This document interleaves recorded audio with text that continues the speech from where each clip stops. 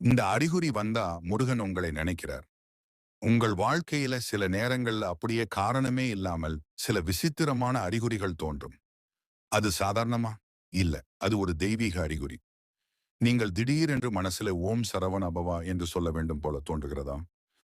முருகன் படம் அல்லது வேல் எங்க பார்த்தாலும் கண்களுக்கு பட்டுக்கொண்டே இருக்கிறதா? எந்த காரணமும் இல்லாமல் உள்ளத்தில் ஒரு அமைதி மற்றும் தைரியம் வந்து சேருகிறதா? சுப்பிரமணியர் கோவிலுக்கு போக வேண்டும் என்ற ஆசை திடீரென்று அதிகமாகிறதா? இந்த எல்லாம் ஒரு சாதாரண விஷயம் இல்ல. இது முருகன் உங்களை நினைத்து உங்களுக்கு அருகில் இருப்பதற்கான சின்னங்கள்.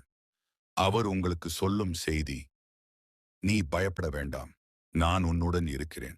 உன் பிரச்சனைகள் விரைவில் தீரும்.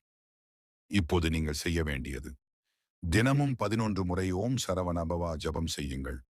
ஒரு சிவப்பு மலர் வைத்து முருகனை நினைத்து பிரார்த்தனை செய்யுங்கள். உங்கள் மனதை நம்பிக்கையால்